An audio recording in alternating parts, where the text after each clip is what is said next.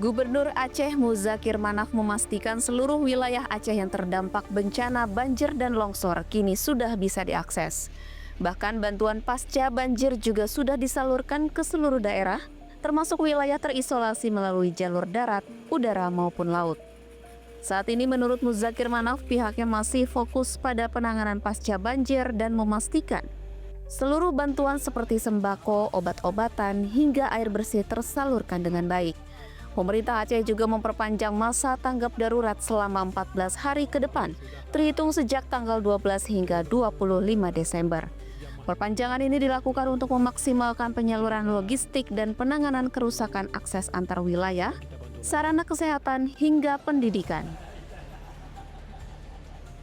Ini sudah terjamah semuanya ya, walaupun kurang, tapi juga perlu kita bantu lagi. Jadi mudah-mudahan yang terisolir, jadi mungkin ini segenap stakeholder termasuk TNI Polri dan juga sipil yang akan kita kerahkan untuk kita bantu ke lapangan. Dalam kesempatan yang sama, Muzakir Manaf juga memaparkan laporan kehilangan 80 ton bantuan pasca banjir dan longsor di Kabupaten Bener Meriah. Menurut Gubernur, hal tersebut akan berdampak buruk terhadap korban bencana. Muzakir Manaf pun meminta pemerintah daerah bersama relawan untuk terus mengawal penyaluran bantuan agar tepat sasaran.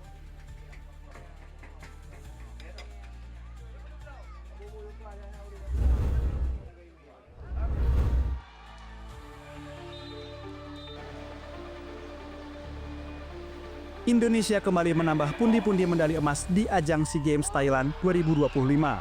Kali ini medali disumbangkan kontingen cabang olahraga renang melalui dua perenang unggulan yaitu Jason Donovan dan Masnyari Wolf. Keduanya berkompetisi pada nomor 50 meter gaya punggung putra dan putri.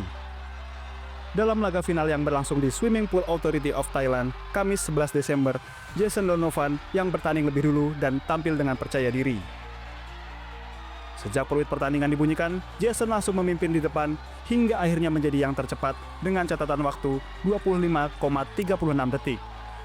Jason mengungguli pesaing terdekatnya yaitu perenang asal Singapura, Zhen Weng Kwah yang memperoleh catatan waktu 25,43 detik. Hasil gemilang juga diraih perenang nomor 50 meter gaya punggung putri, Masnyari Wolf. Masnyari meninggalkan lawan-lawannya hingga menjadi yang pertama menyentuh garis finish dengan raihan 28,80 detik. Bagi Jason Donovan, raihan ini menjadi yang kedua setelah di hari sebelumnya dirinya juga sukses menyabet emas di nomor 100 meter gaya punggung putra.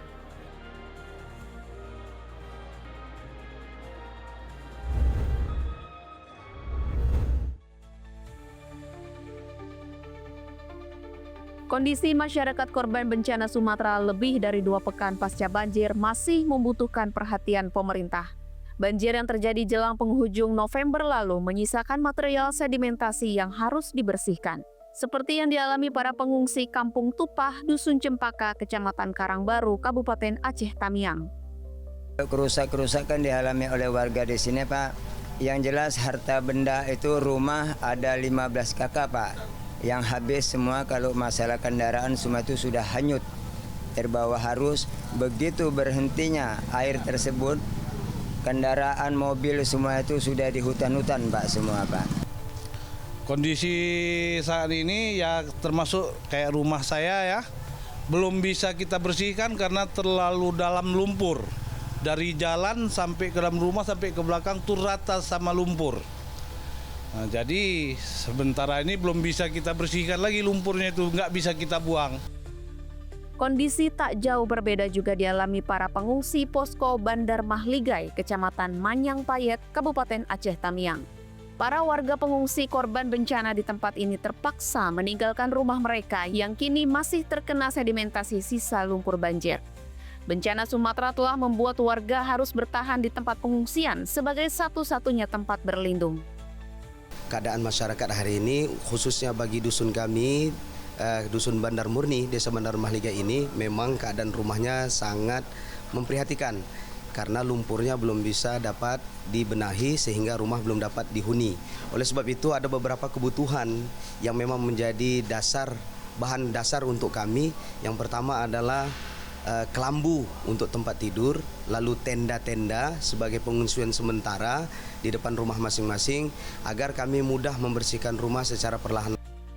Selain bantuan pembersihan, warga di posko pengungsi mengaku membutuhkan aliran listrik yang sejak bencana terjadi belum pulih. Pemulihan listrik diharapkan dapat segera diwujudkan sesuai janji Menteri ESDM Bahlil Lahadalia. Dari Aceh Tamiang, Albi Wahyudin melaporkan.